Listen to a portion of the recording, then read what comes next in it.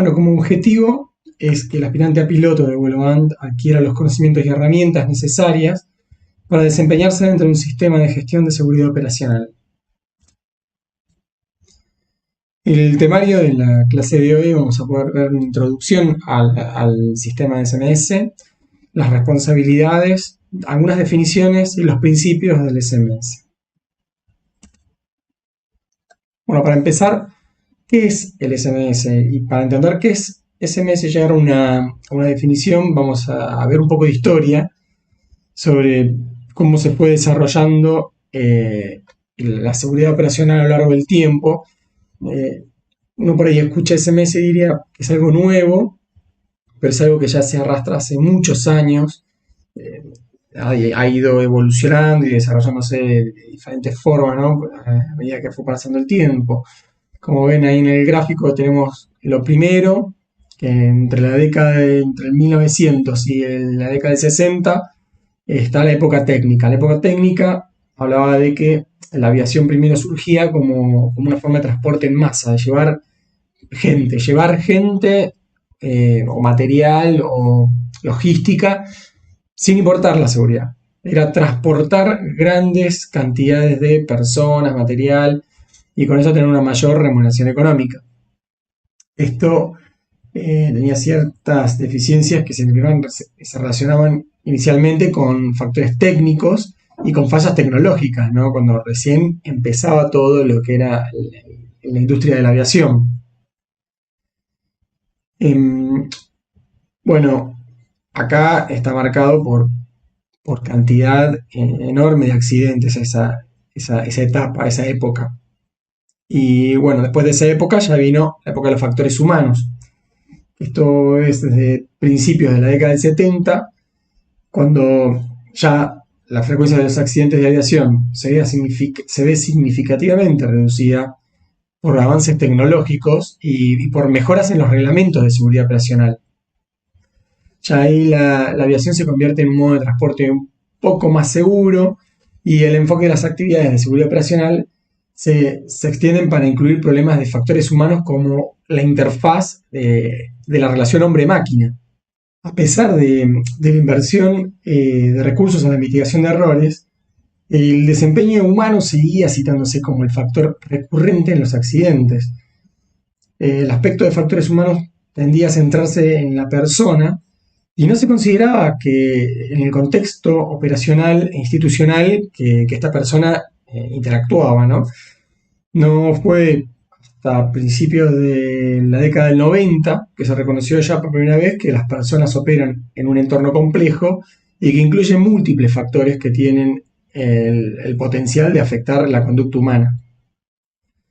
Ya pasando a la época institucional, desde mediados de la década del 90 y hasta fin de siglo, la seguridad operacional comienza a verse desde una perspectiva más sistémica. Consistía ya en abordar los factores institucionales, además de los factores humanos y técnicos. Se introduce la noción del accidente institucional. O sea, no era un error de la máquina, no era un error solamente del operador, sino de todo el complejo sistema que operaba atrás de la industria de la aviación, ¿no?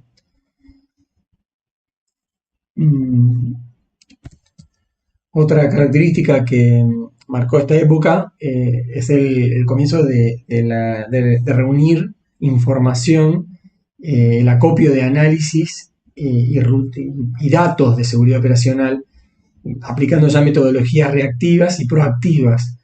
Esto permitió controlar los riesgos de seguridad operacional conocidos y detectar problemas de seguridad operacional antes de que se den, ¿no? Antes del accidente. Y esto permitió llegar a la época actual, que es la época del sistema total, donde ya desde el principio del siglo XXI muchos estados integraron un sistema de seguridad operacional más complejo. Algunos no solo llevando la seguridad operacional a la industria de la aviación, sino también a todo el sistema nacional. Hay estados que tienen implementado el sistema de seguridad operacional a nivel estatal. O sea, hay ministerios, se aplica en distintos ministerios. Acá en Argentina no está tan avanzado y todavía está, el sistema de seguridad operacional está solamente, beneficia solamente a la industria de la aviación. Otra de las características es que ya hoy en día se comprende el sistema complejo que lleva a la industria de la aviación, que está detrás de la industria de la aviación, que no es solamente una máquina, un operario, no es solamente una empresa que opera bien, que opera mal, sino que eh, hay toda una cuestión cultural que envuelve a la industria de la aviación. Cuando digo industria de la aviación, se entiende todo, objetos volados, tripulados, no tripulados, globos, aeromodelismo, todo lo que influya en el ambiente de la aviación. Y no solamente cada proveedor, cada prestador de servicios, sino que también los sistemas que ellos aplican, porque si cada empresa aplica un sistema de seguridad operacional diferente, eso trae aparejado que no funcionen coordinadamente. Entonces, bueno, esto hoy en día se está viendo y se está tratando de evolucionar, ¿no? Por eso se busca el sistema total. Bueno, ya después de ver un poquito de historia, vamos a ver, adentrarnos en la definición de seguridad operacional. Como tienen ahí escrito, dice, la seguridad operacional en el contexto de la aviación es el estado en el que los riesgos asociados a las actividades de aviación relativas a la operación de aeronaves o que apoyan directamente dicha operación se reducen y controlan a un nivel aceptable. La seguridad operacional de la aviación tiene un carácter dinámico, no es algo fijo, estático. Va cambiando, depende de un montón de factores, como vimos antes, y siempre y cuando los riesgos de seguridad operacional se mantengan en un nivel de control adecuado, un sistema tan abierto y dinámico como la aviación puede seguir manteniéndose seguro. Sí, es importante también señalar que el nivel aceptable de rendimiento en materia de seguridad operacional normalmente está definido e influenciado por las normas, la cultura del Estado y también de la comunidad internacional. Como ustedes saben ya, nosotros no solo tenemos las normas nacionales, no solamente está la Autoridad Nacional de Aviación Civil, la ANAC, sino que también nos regimos por normas internacionales, acuerdos internacionales que nos comprometen. Entonces, lo que las normas internacionales apunten va a ser para donde va a dirigir la industria de la aviación. Por otro lado, la seguridad operacional, como está ahí en la pantalla, procura mitigar en forma proactiva los riesgos de seguridad operacional antes de que resulten en accidentes e incidentes de aviación. Esto viene de la mano con lo que decía antes en la definición de seguridad operacional. Algo que es tan dinámico, que es tan cambiante y tan rápido, no puede controlarse totalmente. Entonces, lo que buscas en la seguridad operacional es anticipar las deficiencias de seguridad operacional que pueden estar atravesando y tomar medidas para evitar antes de que ocurran los accidentes. Acá tienen una palabra que es muy importante, que es de forma proactiva. Uno puede trabajar el dato de forma reactiva o proactiva. ¿Sí? Trabajar de forma reactiva es trabajar una vez que pasó el evento. ¿Sí? Por ejemplo, pasa un accidente, se lo estudia, se analiza por qué y se toman medidas para que no vuelva a pasar, pero ya pasó el accidente. La seguridad operacional, por lo que se caracteriza, es por tratar de tomar medidas de forma proactiva antes de que suceda el accidente o el incidente. Bueno, en cuanto a las responsabilidades, la obligación de rendición de cuentas y responsabilidades. Acá tenemos una figura que es la figura del ejecutivo responsable. El ejecutivo responsable debería tener autoridad para poder tomar decisiones en nombre de la organización, ¿sí? No solo para eso, también para controlar los recursos, así si es necesario sí, asignar recursos, pudiese tener la autoridad de hacerlo, no solamente financieros, sino también humanos, o sea, cantidad de personal o incorporar personal. También debe ser el responsable de asegurar que se adopten medidas apropiadas para enfrentar problemas y riesgos de seguridad operacional. Y también voy a ser el responsable de responder ante accidentes e incidentes, ¿sí? Esta persona que sería seleccionada como el ejecutivo responsable tiene que estar al más alto nivel de la organización. Tiene que estar en la capacidad de poder tomar decisiones y, si en el caso de necesitar preguntar, que sea lo mínimo posible. Porque si no si no hay una persona como ejecutivo responsable de seguridad operacional eh, a un alto nivel, nadie le va a prestar atención. ¿Por qué? Porque seguridad operacional busca tomar medidas que a veces van a ser onerosas, pueden ser costosas, pero que a la larga van a redituar en beneficios a largo plazo que por ahí no se van a ver, porque como va a predecir y va a prevenir un incidente o un accidente, entonces nadie va a valorar lo que no pasó, ¿entiendes? Em, ¿Qué más? Eh, Tiene que tener la obligación de rendición de cuentas, la rendición interna de cuentas y responsabilidades, o sea, tiene que estar en capacidad de poder rendir cuentas, no solo a la planta, al nivel de la organización para el que trabaje, porque cada empresa, cada organización tiene que presentar su sistema de seguridad operacional, eh, aunque no lo presente y no tenga un sistema de seguridad operacional, una empresa, porque tal vez es un grupo pequeño, capaz que es un aeroclub, se reúnen a tener actividades de aviación, de fomento, y no tienen un sistema de seguridad operacional estrictamente implementado. Pero bueno, debería haber una persona que es el responsable, el encargado, el administrador, y esa persona, cuando hay una situación, la explica tanto para el grupo de adentro, para la gente con la que él normalmente trabaja, digamos, entre comillas, como también para afuera. Sí, como dije antes, en el caso de un accidente o un incidente, tiene que, si viene la televisión, tendría que rendir cuentas, dar explicaciones, si lo llaman legalmente la justicia para dar, bueno, tiene que ir y ser el responsable. Por eso esta persona tendría que estar en un nivel alto, jerárquico, administrativo, orgánico, ¿sí?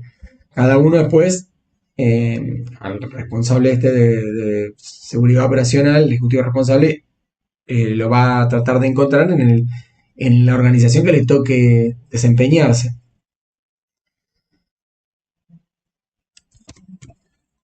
A veces pasa que la responsabilidad de la gestión de la seguridad operacional se le delega a un equipo que administra el, el sistema de seguridad operacional. Si bien esta responsabilidad del funcionamiento cotidiano del SMS puede delegarse, el ejecutivo responsable no puede deslindarse de la obligación que representa ser el ejecutivo responsable. ¿Sí? No puede dejar de rendir cuentas, no puede dejar de ser el responsable a cargo.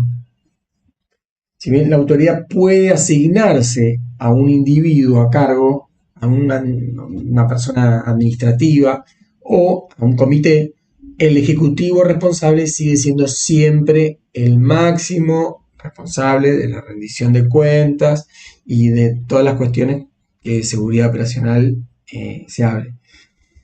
Acá tenemos, por ejemplo, la figura del gerente de seguridad operacional en una empresa, que en la asignación de personal clave, un gerente de seguridad operacional va a ser el que lleve la parte de seguridad, pero no va a ser el ejecutivo responsable.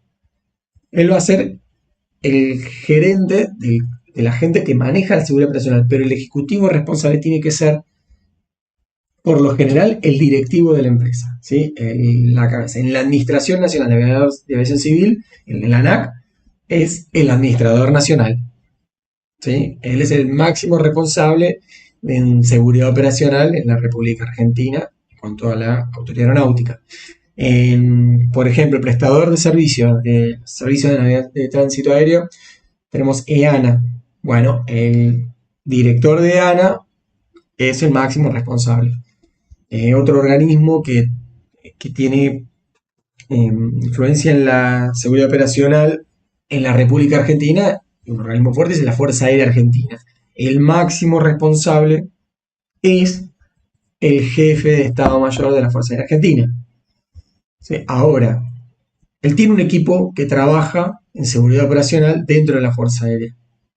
¿Sí? Tiene un gerente de seguridad operacional y una especie de comité de seguridad operacional. Pero el ejecutivo responsable va a ser el jefe de Estado Mayor. No puede deslingar esa responsabilidad. Y por último, cuando habla acá de coordinación de la planificación de respuesta ante emergencia, tiene que existir siempre un plan de respuestas ante emergencias. ¿Qué es esto? Es un plan de contingencia en caso de que pasen ciertas cosas. Porque uno no tiene que tomar las medidas, o no debería tomar las medidas, después de que pasan los problemas. Hubo un ejemplo, vamos a dar un ejemplo chico y un ejemplo grande. El ejemplo grande es el Aeropuerto Internacional de Ezeiza. En caso de una interrupción de la pista, no se pueden poner ahí a pensar, che, ¿qué hacemos? Se interrumpió la pista, uy, ahora no pueden aterrizar, los aeronaves tienen bajo combustible, ¿qué hacemos? Los controladores transitorios no saben qué hacer, dónde mandar los aviones, no se pueden poner a coordinar. Entonces tiene que haber desde antes un plan de respuesta ante emergencias, ante distintas emergencias. Hay emergencias que dan más tiempo y otras que dan menos tiempo. Bueno, las que dan menos tiempo, esas tienen que estar más aceitadas, ¿sí? Y así lo mismo en una empresa pequeña que también tenga que aplicar un sistema de respuesta ante emergencias, porque acuérdense el sistema total lo que dice es que todos influyen en la industria aeronáutica. Entonces, el que tiene un taller mecánico que hace repuestos para aeronaves, va a influir. Si esos repuestos son demandantes, son necesarios con urgencia, bueno, tendría que estar preparado ante una respuesta ante emergencia, ante una faltante de material o algo, o no sé, cortes de luz en el verano por hora de calor, distintas emergencias. Y esas tienen que estar coordinadas. Bueno, y ahora vamos a ver los principios del SMS, que básicamente son 4 principios reconocidos internacionalmente y que marcan lo que es el sistema de seguridad operacional a grandes rasgos. Son como el ABC o el eje troncal de lo que es el sistema de seguridad operacional. Vamos a desglosar cada uno de a uno. Bueno, principio número 1. La vulnerabilidad de los sistemas en cuanto a seguridad operacional. Y acá viene el principio. Dice, todo sistema es vulnerable desde el punto de vista de la seguridad operacional. La vulnerabilidad de un sistema desde el punto de vista de seguridad operacional es la permeabilidad de este a deficiencias de seguridad operacional y peligros, ¿sí?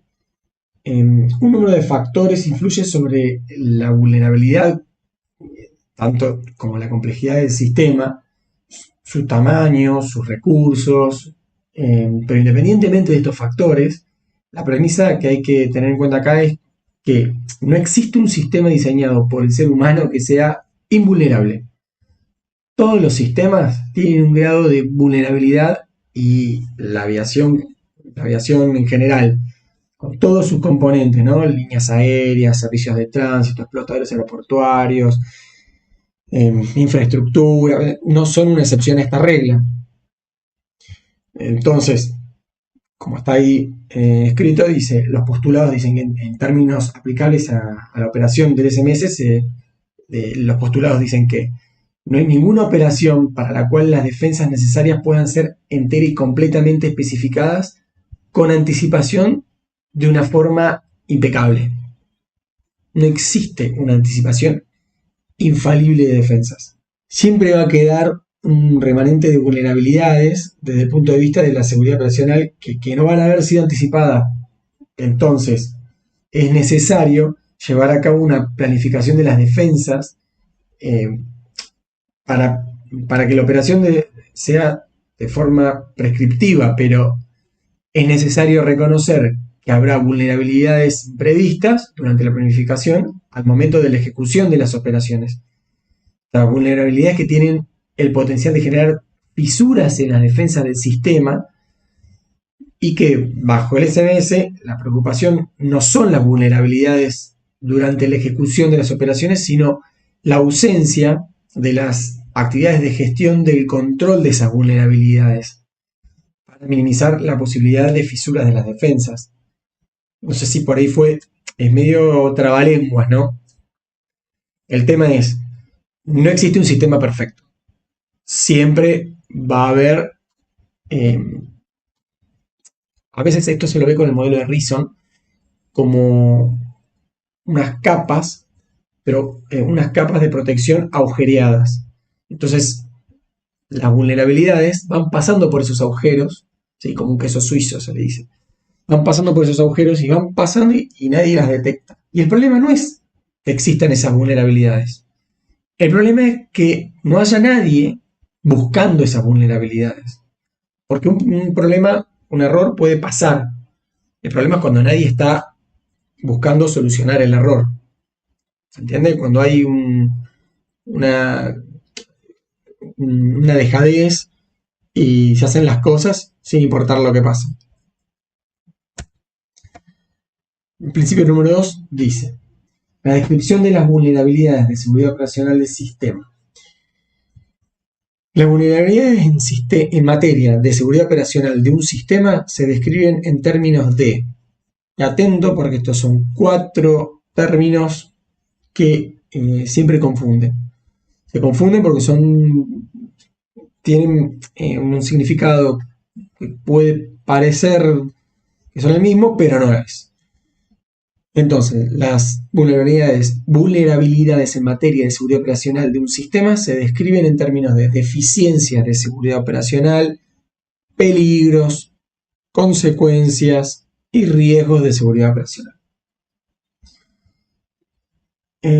Una deficiencia de seguridad operacional es una condición en el sistema que permite o es la génesis de los peligros y de su perduración en el tiempo.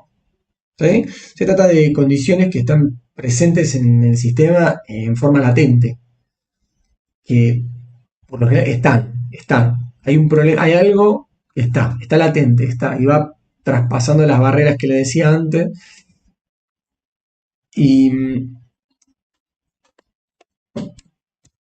por lo general son de naturaleza institucional, o sea, no son de naturaleza operativa, no son de una naturaleza del sistema, de la forma de trabajo, sino que ya son de la institución, del lugar en el que estamos, sobre de la cultura del lugar donde estamos. El famoso, miren, el famoso siempre se hizo así. No, se hace así. No, esto no pasa nada.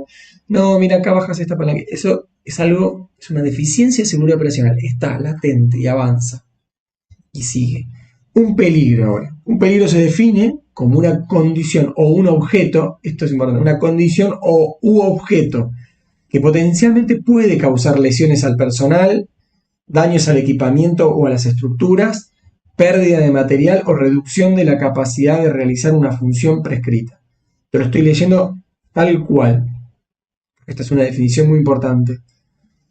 No todos los peligros son consecuencias de deficiencia de seguridad operacional. Los peligros son componentes naturales del contexto operativo y como la deficiencia de seguridad operacional están presentes en el sistema de forma latente. Los peligros van a seguir estando, de hecho. Y el peligro no tenemos que centrarnos en el peligro, porque el peligro no nos genera nada. Lo que nos tiene que preocupar son las consecuencias del peligro. Porque una consecuencia es el posible resultado de un peligro. Y eso es lo que nos va a afectar. ¿Sí? Lo voy a leer. Es la capacidad de provocar daño de un peligro. Se materializa mediante una o varias consecuencias. ¿Sí? Bueno. Ahora, voy a volver para atrás y vamos de vuelta. Una deficiencia de seguridad operacional es algo latente que está y que permanece en el tiempo y todavía no fue visto. ¿Sí? No fue detectado y no fue, no quiero decir mitigado porque es una palabra ya también importante, pero es algo que todavía no fue manejado. Un peligro es, bueno, la deficiencia es algo potencial. El peligro es un objeto o condición que puede causar lesiones al personal. Las consecuencias serían esas lesiones al personal. Sería algo producido por ese peligro, ¿sí? La deficiencia de seguridad operacional genera consecuencias. Y nosotros lo que atacamos por lo general, lo que se busca reducir son las consecuencias. Y los riesgos de seguridad operacional, el riesgo de seguridad operacional es la evaluación expresada en términos de probabilidad y severidad de cada una de las consecuencias de un peligro, tomando en cuenta la peor situación previsible. Entonces, un peligro puede generar consecuencias. Esas consecuencias, ¿cómo las mido? Tengo que medirlas de alguna manera. O sea, ¿qué es más grave, menos grave? ¿Es más probable que ocurra, menos probable? Entonces se le pone esas dos variables, probabilidad y severidad.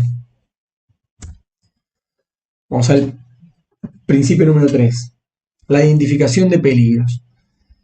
Los peligros, como dije antes, son componentes normales e identificables de un sistema y sus consecuencias son controlables. Bueno, ¿esto qué quiere decir? Los peligros por sí mismos no son cosas malas, típico frase, es algo malo. No son necesariamente componentes perjudiciales o negativos. Solamente cuando interactúan con otros componentes del contexto operativo, en las operaciones del sistema, es que pueden llegar a tener un potencial de provocar daño. ¿Sí? Acá dos ejemplos típicos son el viento. El viento no es mal, el viento existe y está. Ahora, un viento fuera de norma en una operación aérea puede traer un riesgo. ¿Sí? El otro es el combustible. El combustible es un componente técnico del sistema de aviación y es una fuente de energía, pero también constituye un peligro. Mientras está almacenado, en tanques subterráneos, mantenido, todo, es cero peligro, cero consecuencias, no puede haber consecuencias. Ahora, cuando se le empieza a manipular para la operación, ya las deficiencias de seguridad operacional aparecen y puede llegar a haber consecuencias, ¿sí? Una cuestión importante acá es que los peligros se dan en el presente. En la mayoría de los casos están como parte del contexto operacional y están presentes en el lugar de trabajo desde antes que el personal llegue a trabajar, ¿sí? Como componentes físicos, el viento, la orografía del lugar, no sé, posibilidad de terremotos, distintos tipos de peligro. Y por el contrario, las consecuencias pertenecen y se dan en el futuro. O sea, el peligro está ahí. Ahora, lo que yo voy a atacar es la consecuencia que se va a dar en el futuro. Tengo que tratar de mitigarla. De antes de que eso provoque un daño, yo haber tomado una medida. Los peligros pueden agruparse en tres familias genéricas: naturales, técnicos y peligros económicos.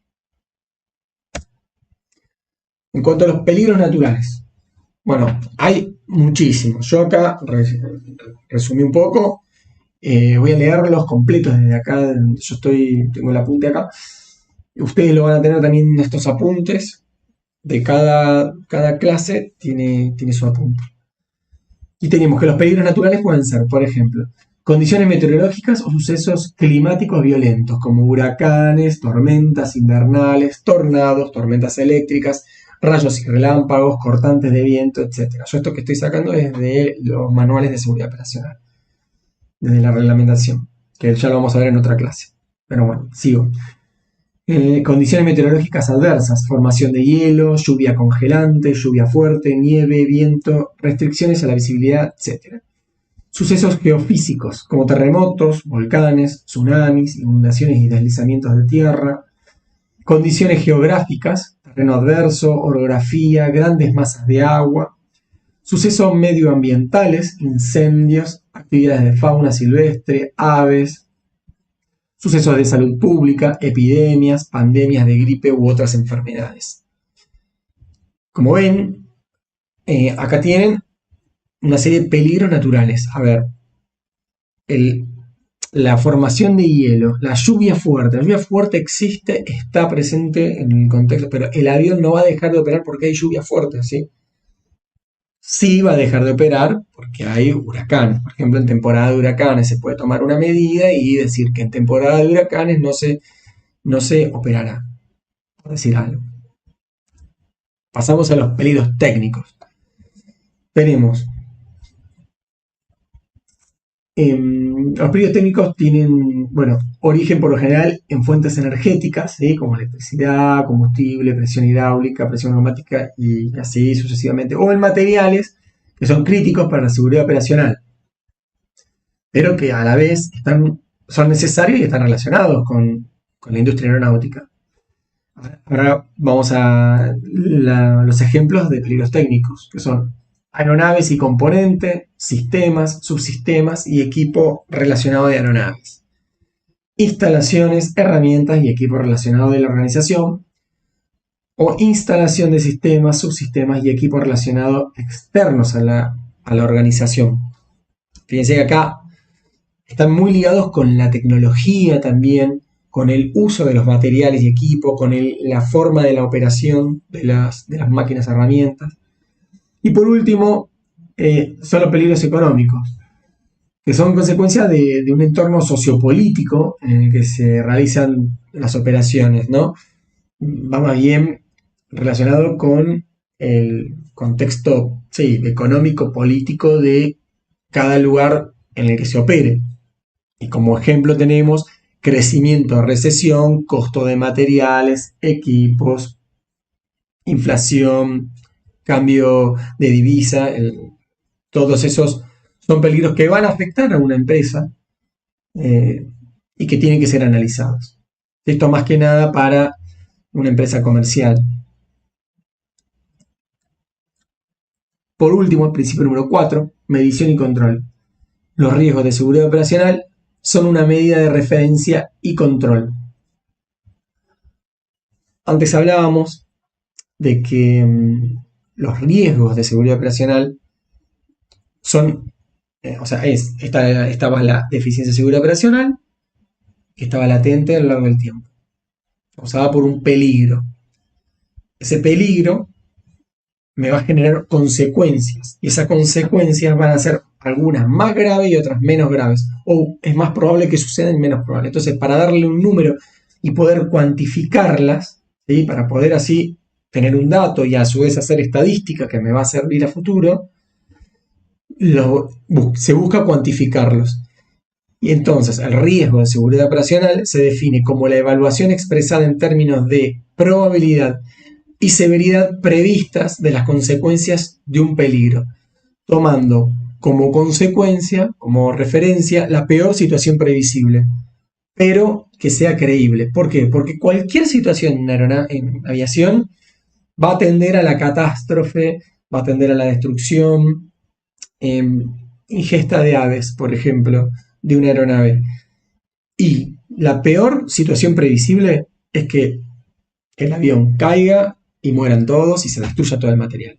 Pero siempre pasa esto, entonces ahí entra en juego la estadística, la expertise de la persona que está haciendo un análisis, y bueno, distintas cosas que ya vamos a ir viendo con el tiempo, ¿sí? Pero básicamente el principio número 4 dice que los riesgos de seguridad son una medida de referencia y control. Para eso, ¿cómo se lo mide? Probabilidad de que ocurra y severidad de que ocurra. ¿Sí? Qué tan probable y qué tan grave es. Bueno, hasta acá llega la clase de hoy.